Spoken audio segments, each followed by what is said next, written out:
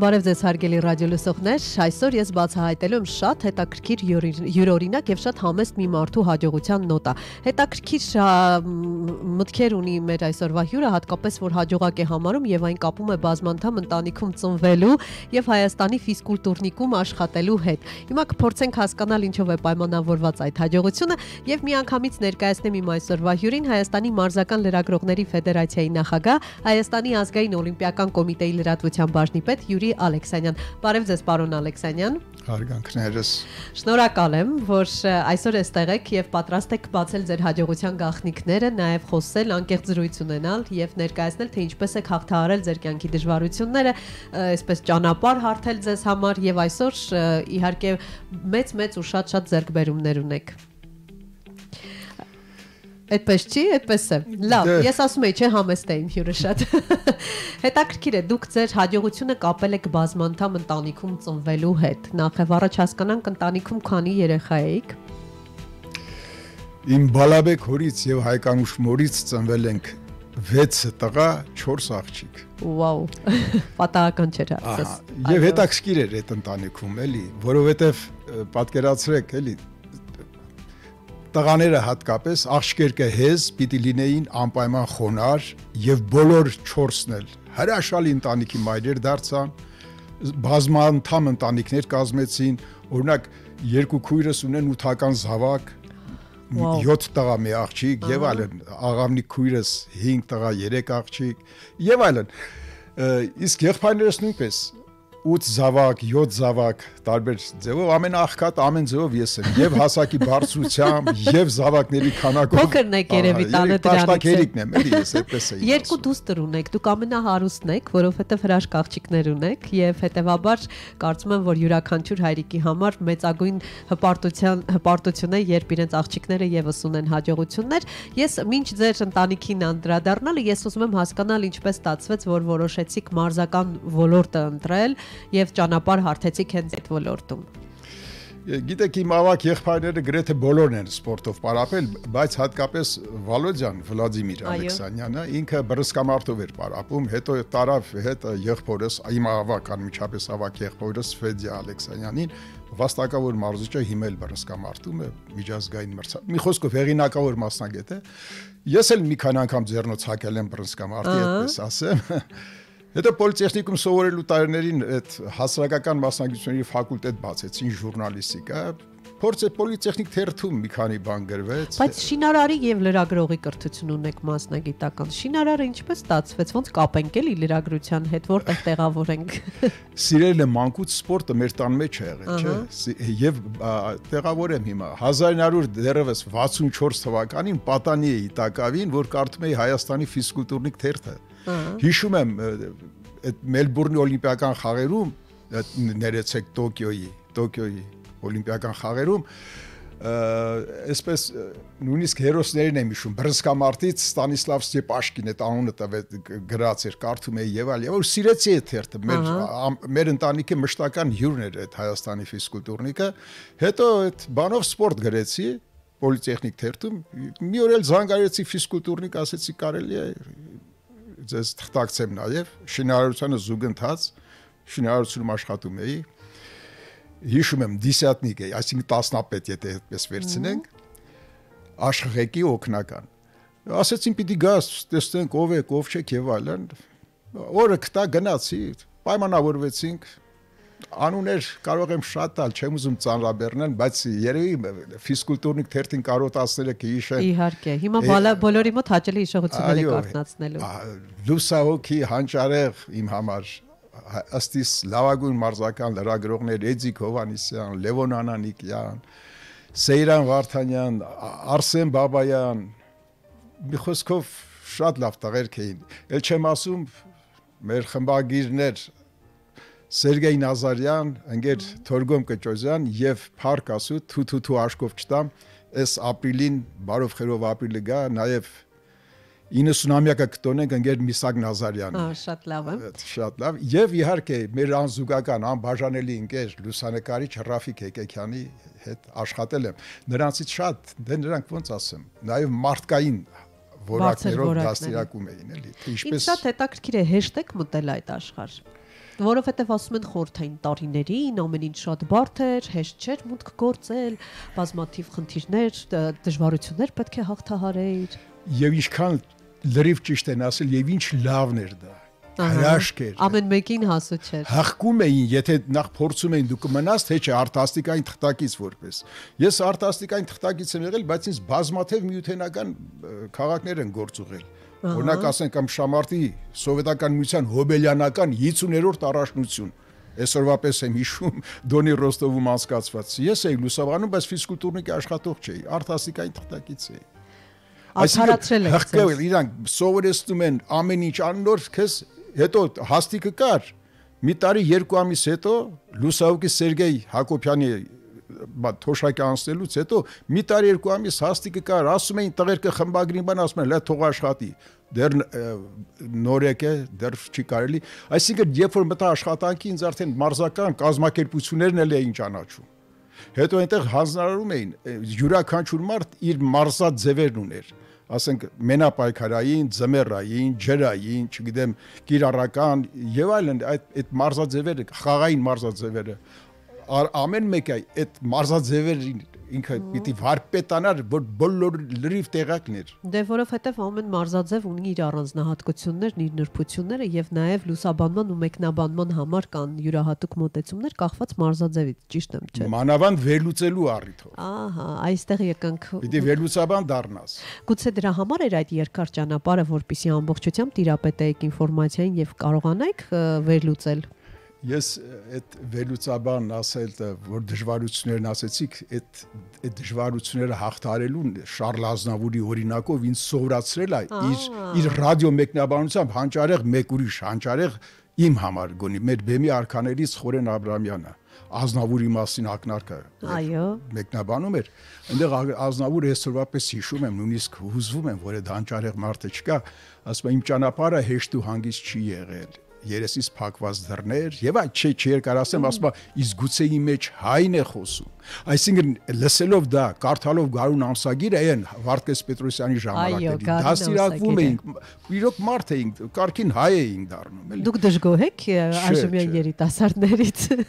Գիտեք, այսօրվա երիտասարդներից ախր շատեր են ասում, օրինակ իրոք այս ռազմաճակատում էս մեր հայրենականում իրոք սխրանքներ են կատարել։ Ճիշտն ասած, ես կարծում եմ, որ մենք ունենք ոսկե երիտասարդներ, ես պարտանում եմ։ Դեմ չեմ, բայց մի քիչ, գիտեք, ժամանակներն են անտեղի համարձակությունը մի քիչ շատ է։ Դա երիտասարդին բնորոշ չէ։ Չէ, խիզախել, ամբիցիաներ ունենալը։ Դուք ինչպիսին եք եղել օրինակ երիտասարդ։ Ես ամոթխած եմ եղել։ Դուք հիմա էլ եք այդպիսին։ Հիմա էլ իմ ավակ ընկերների ներկայությամբ ես ինձ թույլ չեմ տալիս ավելորդություններ։ Իսկ օրինակի համար ասենք մի ընկեր պատմեց, ասում է ինքը այդ բնակավարի ղեկավարի մամուլի քարտուղարն է, կարծեմ հիմա էլ աշխատում հենց այդ գործի։ Մի աղջիկ եկել ասա ինձ նշանը ես ձեր բաժնի վարիչ եմ, խոսքը լրատվության մասին է, ես փորձառու ընկերս ես նայում է, տեսակ։ Ասում աղջիկ ջան, որ հոդված կարգադրում ա դու հոդվածներ պետք է ասում է ումը տան որ ստորա բան կարթային նյութերը որ դնեք։ Ասում է եթե ես չլինեմ այստեղ էջադիրին կասեն կտակ դրան նա կարթա։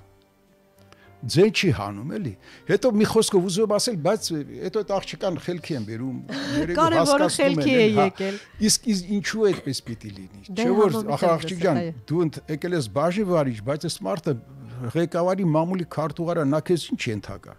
Այդ տարական բաները չիմանալով իրան նշանակել են բաժի վարիչ։ Այ դա է սարսափելի։ Գիտեք, նաև սարսափելին մեկ այլ բան է, կապ չունի, թե ինչ պաշտոն, ով ինչ պաշտոն է զբաղեցնում, այստեղ շատ կարևոր է զգալ եւ գիտակցել, որ քեզնից մեծն ու հասունը քեզ կարող է շատ գիտելիքներ տալ եւ դու պետք է լսես ու վերցնես, սովորես։ Մենք ունենք ավագ գործընկերներ եւ մենք երջանիկ ենք, որ նրանք մեր կողքին են ու ամեն օր կարող եմ նրանց ժամերով լսել։ Տեսնում եք Լուսինե ջան, ինչ լավ դասերակցություն ունեք ու Սայատնովան քո նման աղջիկի համար ասել, երնեք քո առնողին ալնի։ Դրա համար հաստատ ձեր ընտանիքում խաղաղություն, հասկացողություն կլինի իրար։ Դա Աստված բոլորը քեզպես լինեին, բայց ֆոտոլուրը երևի լսած կաք։ Իհարկե։ Ֆոտոլուրի ղեկավար Մելիք Բաղդասարյանին դա այդ իրանց Գերդաստան է, լուսանկարչական Գերդաստան։ Նեմրության դպրոցով անցած տղա է, էլի։ Իր հայրիկին Նեմրութ էին։ Նեմրութ սարի հովտից են եկել այդ բանից։ Ուրեմն խնդրում են օլիմպիական չեմպիոնների լուսանկարները։ Մի քանի ջայել տղա աղջիկ միկրոֆոնները ձեռքերը բռնած հեռուստատեսությունից գալիս են, ասում են օլիմպիական չեմպիոնների լուսանկարները։ Տալիս է, ասում են իսկ ով-ովա գրեք էլի։ Գրումը անունները, երկու հոգու լուսանկարները, հանճարեղ մարզիկներ, հանճարեղ օլիմպիականներ, խաղերի կրկնակի չեմպիոն Իգոր Նովիկովի եւ աշխարհի բազմակի ռեկորդակիր Ֆայնա Մելնիկի նկարները հետ են այսպես շփրտում։ Մելիկն ասում է ինչու շփար, ասում է հայ չեն։ Մելիկը նկարները վերցնում, ասում է քանի չեմ ապտակել դուրս կորեք ստեղից։ Շատ կոշտ։ Ու վրընդում է իր մոտից ոչ մի նկար չեն տալիս։ Բա մարզական լրագրողը կամ հերոստա լրագրողը նման բան կասի։ Չէ որ նրանք Հայաստանն են ներկայացրել։ Չէ որ 1956 թվականին արդեն Մելբուրնի օլիմպիական խաղերում, երբ մոտենում են արտասահմանյան լրագրողներն ասում են ձեր ազգանունը Նովիկով է, դուք ուր եք ներկայացնում, ասում է Հայաստանը, բայց դուք Նովիկով եք, ասում է ես հայ ժողովրդի ռուս զավակն եմ։ Ահա։ Այսինքն այդ մարդու նկարները հետ եք շփոթում։ Եթե այդ կերպ ենք նայում եւ այդ տրամաբանությամբ շատ հայ մարզիկներ ունենք, որ այլ դրոշների ներքո են ելույթ ունենում, ինչ պետք է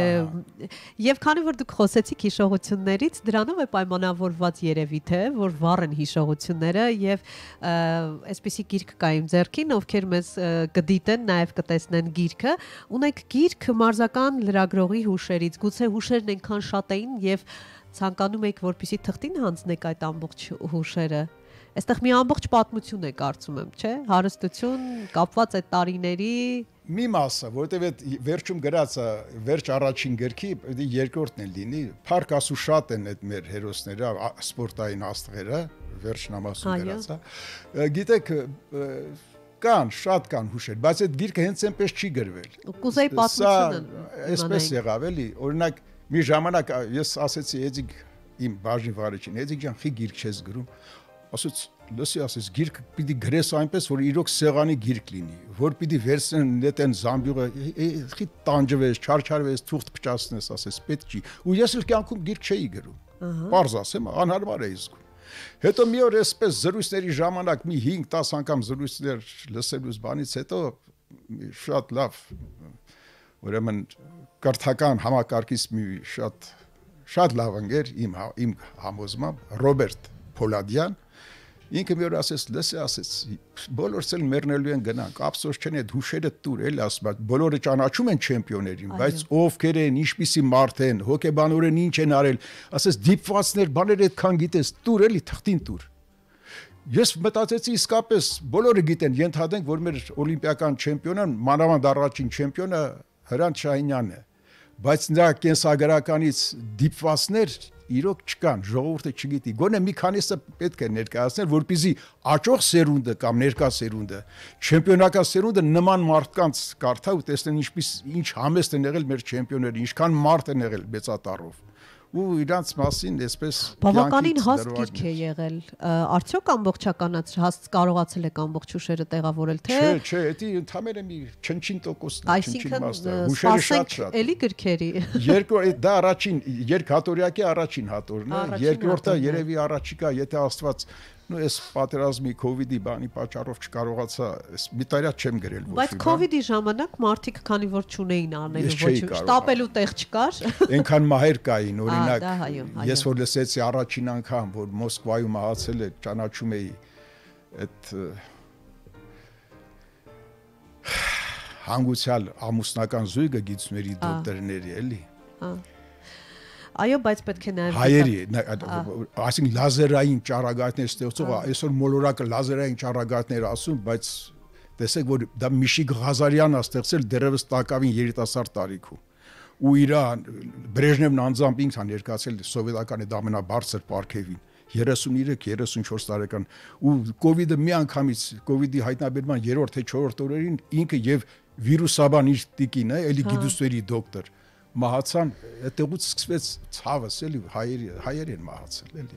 մեծ ասում կոնդենսի Միշիկ, էլի շատ հզոր տղա է եղել, լավ երևանցի է եղել ու լավ էլ գիտնական է եղել, շատ։ Դուք հարուստ եք հիշողություններով, ընկերներով, ճիշտ եմ, հարուստ եք նաև տաղանդավոր մարդկանց հետ շփումներ ունենալով եւ երևի դրանով է պայմանավորված, որ կարծում եք, որ մարզական լրագրությունը ձեր տարերքն է։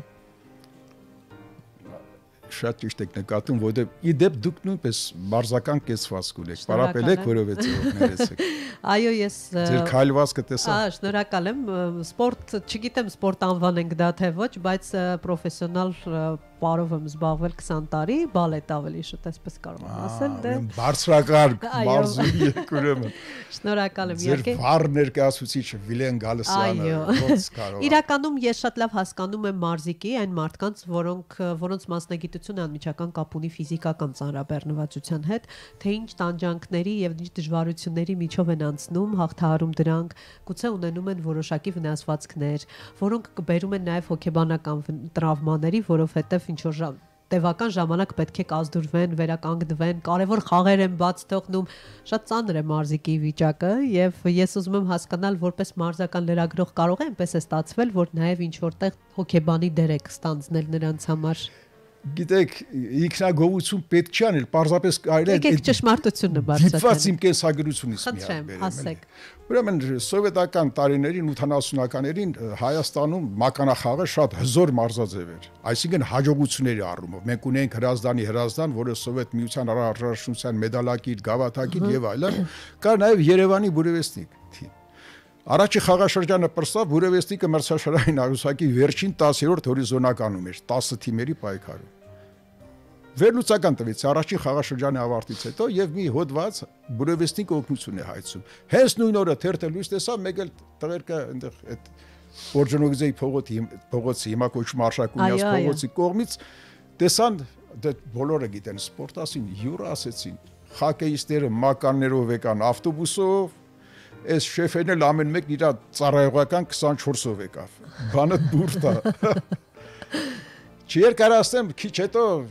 խմբագիրը կանչեց ընկեր Կճոզյանը, մենք պարոն չէինք ասում, ընկեր Կճոզյանը։ Այն ժամանակ ընդունված էր ընկերը, այո։ Իդեպ ես էլ ասեմ, Քյավառցի շատ լավ մարդ էլի, ծագումով։ Ասեց, լամի արիստերը, ես բանով հեռախոսով գնացի, բայց մարդիկան, որ ազգանունները չտամ էլի, մանավանդ որ մահացել են, Օղոր Միրանց էլի պետք չի վատ բան ասել։ Ոչ եմ եկել է Բուրևեստիկ ընկերության նախագահը, նաև Բուրևեստիկ թիմի պետը, որը նաև շատ բարձր պաշտոններ զբաղեցնում ֆիզիկական կուլտուրայի հայկական պետական մայր բուհում ինստիտուտում։ Հիմա ընկեր Կճոզյանը խնդրում է նույնիսկ ասեց, այն ժամանակ էս փոքր երեխես դեռ մի քանի շաբաթական էր, ասեց այ մարդ նոր տածին երեխեն, երկրորդը նորացնվել, չէ պետք է նստացնեմ։ Ինձ պետք է բերտ նստացնեն։ Այդ վերնագրի համար։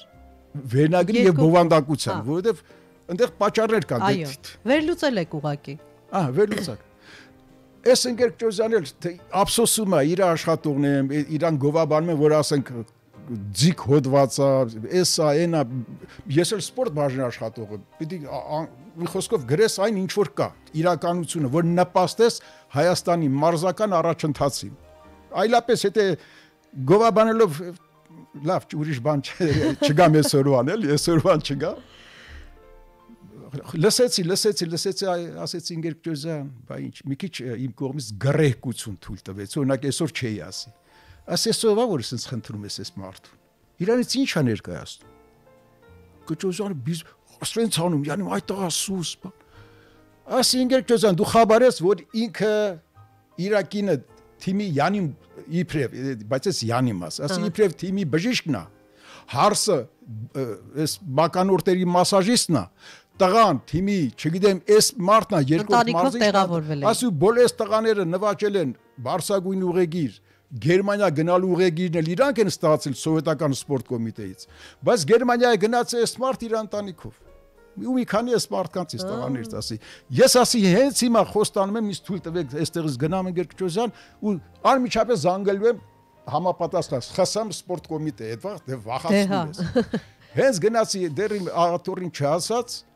մեկ էլ այս ֆիզկուլտուրային մայր բուհի է թիմի պետը, որը նաև պաշտոն ուներ, եկավ անկեղծորեն ծունկի սենց, պապզեց, այդպես ասենք իմ սեղանի դեմ, աղաչում եմ, ես ասում չէ պետք է զանգեմ, հիմա ես եմ դերասանություն անում, էլի։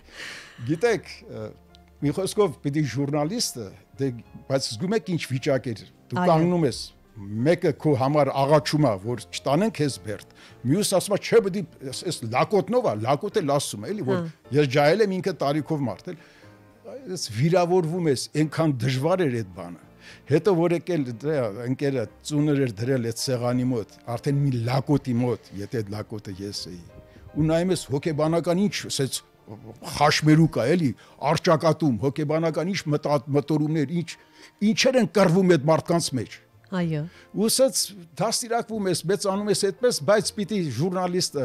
որ այսօր նախ չկա վերլուծականներ շատ չեմ կարդում գոնե թողինձներեն, կան իհարկե շնորհալի տղաներ, անպայման կան, աղջիկներ էլ ունենք շնորհալի։ Այո, աղջիկների գիտեմ։ Ես այդ մարզական լրագրության Այո, մասն խոսես։ Բայց ես քանի որ խոսեցինք այդ ժուրնալիստիկայից, անկարող եմ չասել, թե ինչու չեն ուզում օգտվել, այսպես ասեմ, միջին սերնդի իրոք մարզական լուրջ լրագրողներ Հայաստանի ֆիզկուլտուրնիկում ֆրֆրած, ասի մանեկած, այդպես ասեմ, ժուրնալիստներից մեկին միջահասակ մեր շնորհալի Հրայր Նազարյանին, ով գուցե 40 դար աշխատել է հայոց աշխարհ թերթում։ Հիմա աշխատում է Հայաստանի Հանրապետություն եւ Ռեսպուբլիկա Արմենիա թերթում։ Ռուսատար թերթում ինքը իրան ցույց է տալի։ Հայաստանի Հանրապետությունում ընդամենը երրորդ դասարանցիներին վայել ինֆորմացիաներ է տալի, այդ շնորհալի ասեմ, տաղանդավոր չասեմ, որ հանգարց մարդկանց դուրը չգա, հենց գուցե Հրայրն էլ վիրավորվի, բայց գոնե շնորհալի լրագրող է, կուզեի օգտվեին նրա գիտելիքներից, չէ՞ որ նա կարող է լավ օգուտ տալ հայկական սպորտին էլ ամեն ինչին էլ։ Իսկ եւ կուզեի նաեւ նշել այդ միջին տարիքի լրագրողներից Գոլոս Արմենիայի մեր Վադիմ Մկրչյանին։ Այ դեպս վերջերս մի առիթով զանգեց, հոտ կարդացի իր գրածներից մի բան, որ գրել է, որ в общем խոսել եմ Հայաստանի մարզական լրագրողների ֆեդերացիայի նախագահ Յուրի Ալեքսանյանը տարիներ առաջ ասեց, որ եթե հիմա այսօրվա մարզական լրագրությունն այն վիճակին է, եթե մեկը գրի, որ ասենք մարտունեցի թենիսիստը օլիմպիական խաղերի արծաթե մեդալակիր է, իսկ մեղրեցի լողորդը, այսինքն Միքայել Ծայրամասի մեր երկրի, դարել է լողի չեմպիոն օլիմպիական խաղերի, կես ժամ հետո ամբողջ Հայաստանի այդ զանգվածային լրատվամիջոցները կհեղեղեն այդ լուրերով, առանց հասկանալու, որ մարտունում ոչ թենիսի կորտ չկա, լողավազանի ջերուցող լողավազանել ընդհանրապես մեղրիում չկա, ախր էսի չեն գրում, էս ինչ օլիմպիական չեմպիոն, երբ օլիմպիական խաղեր, այսինքն այդ մի քիչ շատ պիտի մտածեն ինչ են գրում, ես կուզեի գոնե մտածեն ինչ են գրում, որոշ լրագրողներ։ Դե այո, ոչ բոլորը չընդհանրացնենք բնականաբար, հա։ Հետաքրքիր է, ձեզ համար բոլորովին այլ տեղ ունի ֆիզկուլտուրնիկը, բոլորովին այլ տեղ ունեն մնացածը, ճիշտ եմ հասկանում։ 100% Ինչով է պայմանավորված դա։ Գուցե նրանով, որ այսպես ասած հիմնական երկարաժամյա երկար տարիների աշխատանքն է այնտեղ եղել, թե մթնոլորտներ, չգիտեմ, ինչն է։ Որովհետև այնտեղ ասենք այդ լետուշկա, որ ասում են թրուսկա ժողով, ժամեր էր տևում, ինչ թրուսկա ժողով։ Մոռանում էիք ինչի համար եք հավաքվել։ Այո, նույնիսկ ապաթարցի նշանի համար քիչ է մնում իրար տային տղերքը, արդեն Օ, թեժ էր։ Այսինքն շատ թեժ մթնոլորտում էր անցնում։ Հիմա այդպես նման բաներ վերացել են որպես կանոն։ Չէ, ժողովները լավ էլ թեժ են լինում, միանանք։ Չէ, ես նկատում թրուսկա ժողով ես չեմ համենայնդեպս չեմ լսել։ Ես երկար տարիներ ես անկախության տարիներին աշխատել եմ, աշխատակցել եմ թերթերում։ Մի անգամ մի ընթացք եղավ, որ մի անգամից 3 թերթ ինձնից պահանջեցին իրանց էջերը վարեի։ Ահա։ Եվ ես 3 թերթերը հասցնում էի, ինչ որ այր, որ դե երեխեքս մեծանում էին, որ ուսման վարձ եւ այլն։ Ես ժողով մողով չեմ տեսել էլի։ Հա, հասկանալի է։ Թողինձների աշխարհն էլ աստվածն էլ, բայց իրականում այդպես է եղել։ Եվ գիտեք, այն ժամանակ արդեն ես ասեցի, որովհետև մերը կոչվում էր օրինակ սպորտ բաժին։ Ահա։ Եվ մենք գիտենք ուղղվածությունը մեր բաժնի, թերթինը գիտենք, բայց ամեն բաժին իր ուղղվածությունն ուներ։ Ես թրծվել էի, թե խորապես գիտեի իմ մարզաձևերը եւ դրանց ընդերքը նույնպես ոնց է սկսվել այդ ծագումնաբանությունը Հայաստանում, երբ ամուտ գործել ու հիմա ինչ վիճակում է։ Ու այդպես ամեն ոք, ամեն մեկը, օրինակ մենք ունեինք Սեյրան Վարդանյան, որ կատակով ասում ենք Սեյրան, ասենք ենթադրենք մորաքարոջս տղեն ապրում է, ասենք թե Իջևանի այսինչ գյուղում անունը ոնց է, մոռացել եմ։ Հումոր էին կանում։ Իբրտե, այսինքն գյուղերը մեկի գիտեր այնպես ինչպես ողորմած Վլադիմիր Մովսիսյանը, նախկին գյուղատնտեսության նախարարը։ Ամեն մեկը գիտեր իր բնակավարը։ Այսօր մի հոգին ինչ ասած գրում է։ էջի պատասխանատուն ինքն ես եմ ժամանակները փոխվել են, այո։ Դրա համար էլ խորը մասնագետներ չեն իմ կարծիքով։ Ինձ ուրիշ բան է հետաքրքրում, տեսեք այս ժամանակների լավագույն լրագրողները բոլորը չէ, բայց մեծ մասը նաև հեռուստատեսությունում էին եւ շատերի երազանքներ մուտք գործել հեռուստատեսություն, բայց որքան գիտեմ, դուք այդպես էլ չեք ձգտել հեռուստատեսություն եւ նույնիսկ մերժել եք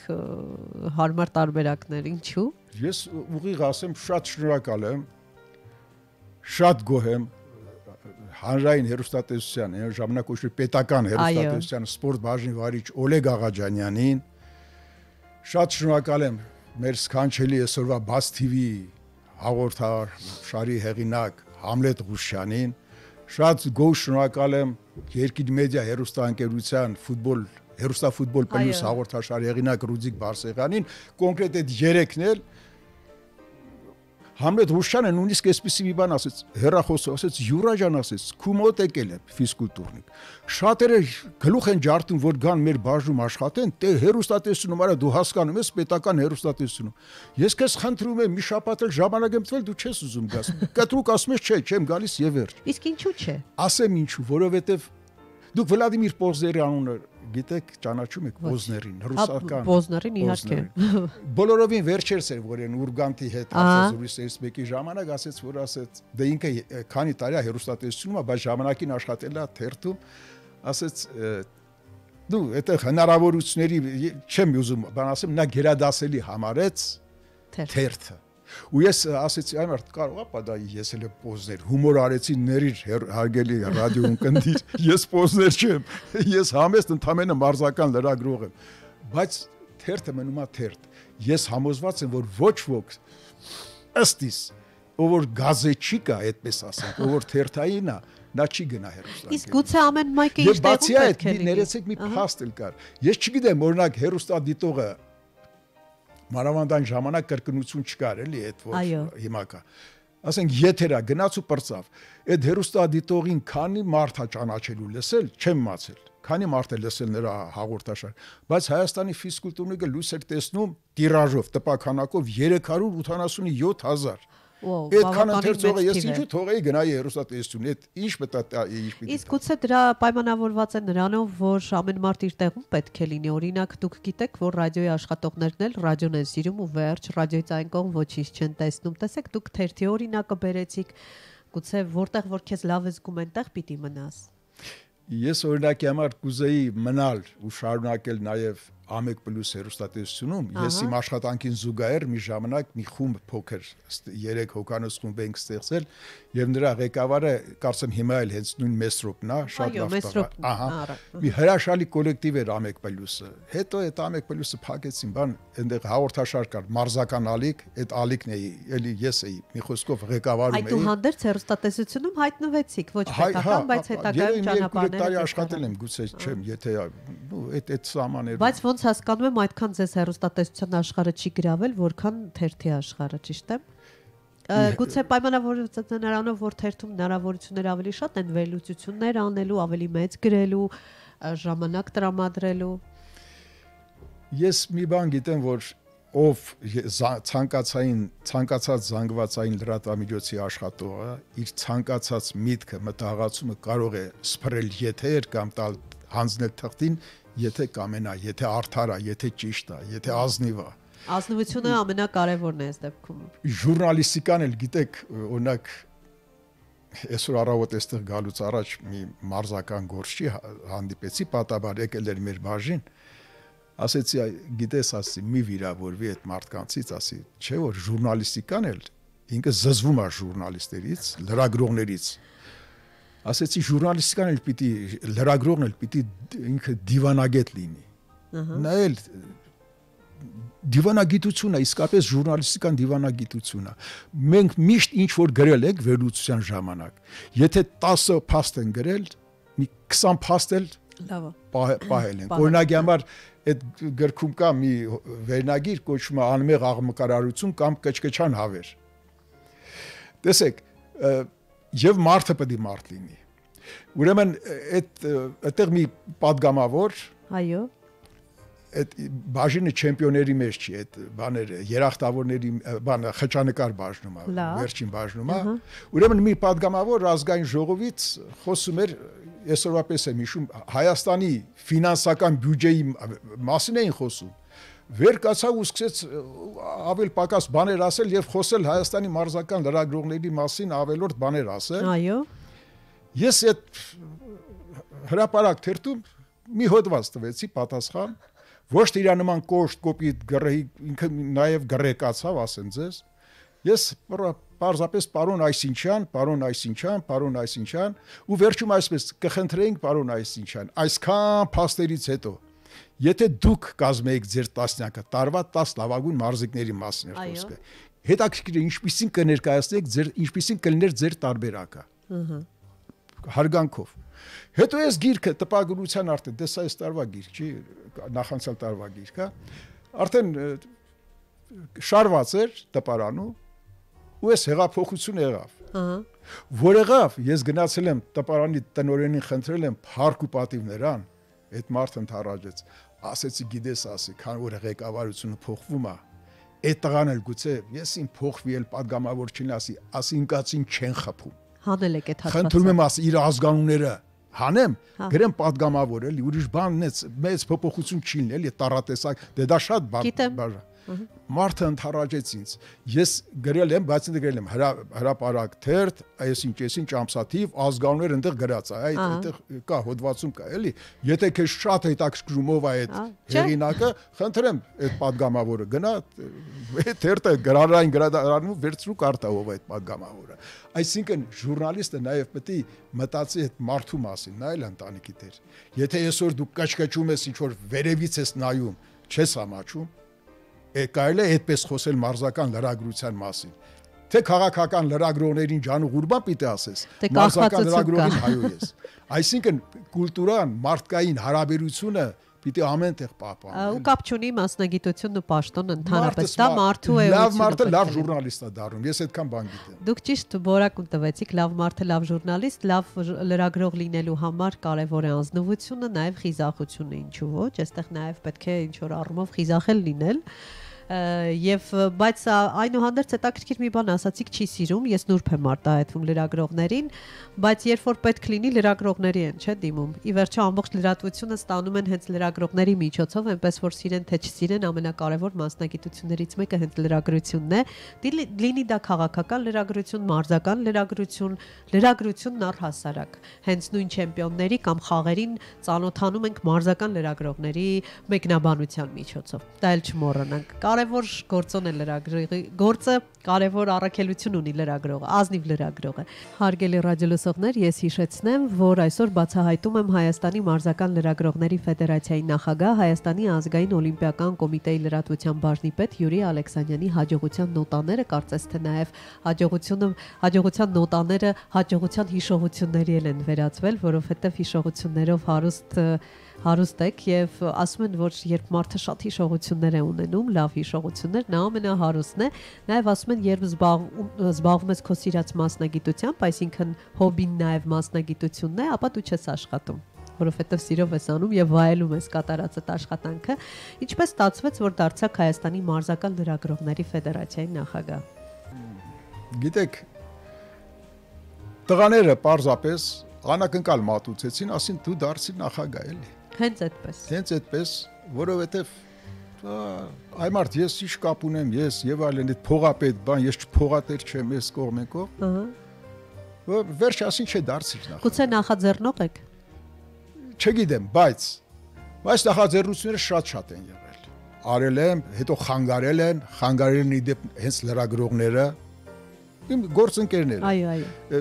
Ես ցանկացել եմ միշտ լավ բան անել, հետո փոխում եմ մեկ այլ լավ բան, մեկ ուրիշ լավ բան, օրինակներ կարող եմ ասել։ Նախաձեռնում էի լրագրողների հանդիպումը այս կամ այն մարզաձևի ներկայացուցիչների հետ։ Ինչու՞, որովհետև նոր եկող սերունդին, նոր լրագրողներին ձգում ենք մեր հետ, տանում ենք, օրինակ ասենք սուսերամարտի, բռնցքամարտի, ըմբշամարտի, չգիտեմ, վոլեյբոլի, թեթև ատլետիկա, մի խոսքով գրեթե երևի 15-20 մարզաձևերի ներկայացուցիչների հետ հանդիպելու։ Եվ վերջում եկել ասել էին, որ ինչ որ մի մարդու թե սենց այդ մարդը կանչեց ղեկավար մարդ, ասեց խնդրում եմ էլ այդ բանը մի արա, որովհետև որ ճանաչեն, դա այնտեղ կարող է ավել պակաս խոսան սպորտի մասին, բան ես հասկացա, որ հիմիկվա սպորտը այն որ ես ասեցի, եթե ասեն գրեն, այս ինչ գյուղի տղեն գնաց դարել օլիմպիական չեմպիոն, էդի ողջունեն։ Եթե նույնիսկ կարող պատահի կռվեն, ասեն խի ես գրել երկրորդ մրցանակակիր օլիմպիական խաղերի, գրի չեմպիոն։ Այսինքն է տպավորությունը այդպեսին է, բայց ասեմ ձեզ փառք Աստծո, որ օրինակ ես հիշում եմ, որ փող հայթայթելու համար, որպեսզի մեր պրեստիժը պահենք, որպեսզի այդ կշերք, որպեսզի քաշ ունենա լրագրությունը, բազմաթիվ մոտ 2 տասնյակ հարուստների մոտ այցելեցինք ես եւ ֆեդերացիայի մեկ այլ պատասխանատու մի ժամանակ գիսաստղեր հաղորդաշարներ վարում արհեստատեսում Սիմոն Հակոբյանի հետ եղանք նա պրոֆեսոր է միջալոց ասեմ ձեզ վաստակավոր մարզիչ է սպորտի վարպետ է եւ այլն ասում էին փող կտանք եթե փող կտանք բայց այդ բայցու եթե կարող ամենտեղ պետք գա բայց ժուրնալիստիկայում չպիտի լինի որովհետև ես չեմ կարող օրինակ երկիր թերթի ժամանակ երկիր թերթ կար ասեմ գիտես երկիր թերթի մեկնաբան այսպիսի թեմայի այսպիսի բան գրի կամ գովազդի սրան նա պիտի ասի գիտես Յուրի ջան ես քեզ շատ հարգում եմ հարազատս բայց իմ դու մեր թերթը իր ուղղվածությունն ունի այո այսպես պիտի լինի ազգին ասեմ Ռամկավար ազատական կուսակցությունը այս ուրիշ բանա պահանջում, եթե ազգին խնդրեմ։ Այն մյուսին ես հասկացա որ ոչ մեկից չպիտի փող վերցնել։ Որ մարզական չլինես։ Որ գիտես այլապես դու ստախոս կլինես։ Այդ մարդուց փող ես վեկալում, դնում ես գրպանդ, գրպանում ես փողը եւ ոչ մի բան էլ չես անում։ Այսինքն խապես ասես հա կանեմ ու չանես, իսկ այդպես չի լինի։ Ես ուզում եմ հարցնել, ձեր դուստրերը մարզական լրագրողի դուստրեր են եւ ստացվել է այնպես որ մեկը մարզական ոլորտն է ընտրել, մյուսն էլ ընտրել է լրագրություն, այդպես որոշել եք բաժանել ձեր մասնագիտությունը երկու մասի։ Գիտեք, մանկուց այդ երեխեքը ժուրնալիստներ են տեսել մեր տանը։ Եվ մարզիկ են տեսել տանը։ Ու մարզիկներ են տեսել, ճանաչված շատ մարզիկներ, բան ու այդպես իրանք էլ երևի սիրեցին գնացին այդ ուղղությամբ։ Ես իրենց ազնիվ խոսք չեմ։ Ինքնաբերաբար է ստացվել։ Ինքնաբերաբար։ Իսկ որ մարզաձևն է ընտրել ձեր մի դուստրը։ Բասկետբոլ մարզաձևից սպորտի վարպետ է, աշխատում է ֆիզկուլտուրային մայրբուհում, խաղերի ամբիոնում, դասախոսում է, նես կարգի, բայց գրագետ աղջիկ ամենայն դեպս ես չեմ ամաչում էլի այդ բառն ասեմ։ Իհարկե պիտի չամաչեք, գրագետ աղջիկ է, ես ուրախանում եմ։ Իսկ ինչպես ստացվեց, որ մյուս դուստրը չընտրեց մարզական ոլորտը։ Դե մյուս դուստրս էլ գիտեք Իրան Լուսահոգի Հրանտ Շահինյանը եկել էին մանկապարտեզից գրել էին Տարա ստուգման, որ ծնողի հետ ներկայացեք այս ինչ օրը, լուսահոգի այդ հանճարեղ մարդը այն ժամանակ ինձ չէր ճանաչում, այն ժամանակ դեռ մի խոսքով ես իմը չի եղել, մանրամասն իմ ձևը չի եղել, իմը մենապայքարային ձևերն են եղել։ Այդ կիրառականի մեջ էր մտում, իմը չէր։ Երեխեն բան էլի լացում էր մի գլուխ, ասես տարեք մեղք է երեխեն։ Փափուկ երեխա է, ինքը տարեք բարի բանի ու այտենց էլ երեխուն տարա այլ բնակավար սպորտ։ Ու աղջիկը ընտրեց ուրիշ բարդ բնակավար լրագրություն։ Այո։ Հետաքրքիր է, խորհուրդներով հաճախ է ձեզ մոտ եկել լրագրության առումով, թե այդուհանդերձ այդտեղ էլ Դե տանը խոսում ենք, զրուցում ենք, բան ենք անում, համենայն դեպս խնդրում եմ հավատացեք, խնդրալով չի, էլի, խնդրելով չի, բայց ասում եմ ոնց գիտես, ոնց ուզում ես։ Բայց առաջին քննադատը դուք չեք եղել։ Քննադատում եմ իհարկե։ Եվ փոքրին եմ քննադատում, եւ մեծին եմ քննադատում։ Բախտերը չի բերել, էլի երկուսի մասնագիտությունից էլ լավ հասկանում եք։ Բարդ վիճակում են հայտնվել։ Հաճախ եք ընտանիքի անդամներով հավաքվում, ֆիլմ դիտում, ինչպես է անցնում ձեր ընտանեկան օրերը։ Շատ շարքային հայ մարդու առօրյայով ենք ապրում։ Կինս ինժեներ մեխանիկ է, երբ փակվեց, այսինքն երբ խորհրդային միությունը փլուզվեց իրանց գործարանը, հայ էլեկտրաշարժիչ արտադրական միավորման գլխամասային։ Որտեղ եք հանդիպել ձեր տիկնոջը։ Տիկնոջս եղբայրս ասեց Աբուստացի, այս աղջիկը է, լավ աղջիկ է, եղբորս հարևանուհի, հարևանի աղջիկն է։ Այդ տան մեջ հանդիպեցինք։ Եվ միանգամից ձեր առաջին հայացքից, թե։ Ահա։ Եվ սովորական հայկական ավանդական ընտանիքի է նման ձեր ընտանիքը։ Շատ ավանդական, կինս իսկապես մեկ-մեկ հիմա չամաչեմ ասելուց, դες մեղքս գալիս է, որ շատ աշխատասեր աղջիկա, չի ուզում երեխեքին տանջի, դինքել արդեն տարիքով աղակին, ասում այ կնի գետանք, արի գնանք ստուգման, իջո բժշկի մոտ ասում է, այս կովիդը անցնի որ չգնանք վարակվենք, բայց ստից ասում։ Դա պատճառ է ուղղակի զուտ, այո։ Շատ լավ է, որ այսպես ջերմ ընտանեկան հարաբերությունները ամուր են, նաև գուցե պայմանավորված է առողջ մթնոլորտով բնականաբար, բայց ձեր համեստությունը ձեր կյանքում ձեզ չի խանգարել։ Շատ բաներից, օրինակ մեկ ուրիշը կասի խանգարեց ինձ իմ համեստությունը, ինձ միայն օգուտ է տվել իմ համեստությունը։ Ես շահել եմ ինչը, որ ընտանիքս, եղբայր քույրերս, հարազատներս, օրինակ ես Արցախյան ազատամարտում կարդում ես, որ փողի փախան այս կողմեն կողմ, բայց նշածս ծնողների անունները նորից տան Բալաբեկից եւ Հայկանուշից ծնված ուրեմն թորի երեխաները, այսինքն Բելա քրոջս թորը, Մուշեղ Մանուկի Վարդանյանը, Մարտունու շրջան Ծովասար գյուղից։ Եվ Շամիրան եղբորս Անդրանիկ տղայի Մոնթե թորը, Մոնթե Ալեքսանյանը, էլի Թազագյուղից, երկուս էլ ֆիզկուլտուրայի ինստիտուտի ուսանողներ են։ Մարտական խաչ, մարտական մեդալների են արժանացել։ Վիրավոր տեղով վիրավորների են արել եւ հանել ու ինչ դες այս խաղները պատմելու ժամանակը չի, ոչ էլ դրա տեղն է։ Այսինքն այս ձևի մարդիկ են։ Ես ոնց չհպարտանամ իմ ընտանիքով, իմ հարազատներով, այդ իմ գերդաստանով։ Բայց նաև խիզախ եք։ Ձեր պատմություններից ելնելով ամեն մարդ իրեն ամեն լրագրող չէր խիզախի, այդքան սուր վերնագրեր գրել, պատասխանել падգամավորին։ Սրանք փոքրիկ դրվագներ են, բայց արդեն բնորոշում են լրագրողի բնույթը ամբողջությամբ։ Ես մի զվարճալի դրվագ, եթե կարելի է, ուրեմն մի վերնագիր, պատասխանատու Սպարտակիադա էր արխիվում սովետական միության եւ ձյուդոիստները պարապում էին, պիտի պարապեին։ Գնացի պարամունքը նայելու, տեսնեմ Դինամոյի այդ բանը գորգերը դարսել են իրար գլխի, շարել են իրար վրա, մարդ չկա, որտեղ են դրսում վազում բան են անում, ինչու բա միջատների համար սրսկումներ են կատարել, խաղերին մնում է ասենք շատ քիչ մի ամիս ժամանակ, մտածում ես այ մարդ մի ամիս հետո որ արդեն մեկա միջատներ եթե կան, մի ամիս էլ համբերեիք, դրանից հետո արձակուրդ է էլի, ասես։ Ես գրեցի մի հատ վերնագիր, պլանավորվում է նահանջ։ Այդ հոդ լույս տեսնելուց հետո հայլու մոտ կանգնում նայում էի, խո վախից շուրթերս, այսինքն պրոշերս դուրս չեն տվել, էլի, որովհետև այդ գլխավոր մարզիչը մի անզուգական հայ մարդ, անզուգական հայ տղա, անզուգական մասնագետ, ըստ որում ձյուդոյի չի եղել է դասական ոչի իմբիշ, ձյուդոն այդ ժամանակ մի 6-10 տարի էր, որ մեր թափանցել էր մի խոսքով ուժեղ, շատ ու ինքն հեղինակավոր մարդ, այդպես ասեմ։ Հաջորդ օրը ասի իր հետ պետք է եթե ջարդու փշուր անելու հարց կա, կգնամ, ինքը իրան, ես էլ իմը, այդ տենակի չէ։ Գնացի իրան տեսա, դե դրսում են պարապում։ Ասեց, «Էս դու ես»։ Ասեց, «Եկել ես համարձակվել ես, եկել ես այստեղ»։ Ասի, «Հա, եկել եմ կարգին մարդու մոտ, ինչ եղել»։ Ես եկել եմ, հարց ունես, խնդրեմ, ասա, եթե դժգոհ ես, եթե սուտ կա, գողական օրենքներով ռազմոր արա։ Ես եթե սխալ եմ, ներողություն խնդրեմ։ Ասես հալալա քեզ ու ինքը հանեց ծխելու, ասես ծխի, դե ես էլ էի ծխում, ասի չէ ես էլ ունեմ, իմը Արինբերտ էր այն ժամանակներին, այո։ Ու կոշտ տուփով էր, ասի դնեմ գրպանս, որ իմանա ես էլ փող ունեմ, բայց ինքը Երևան էր ծխում սև կոթով, ծխախոտով, ծխեցի Երևանը։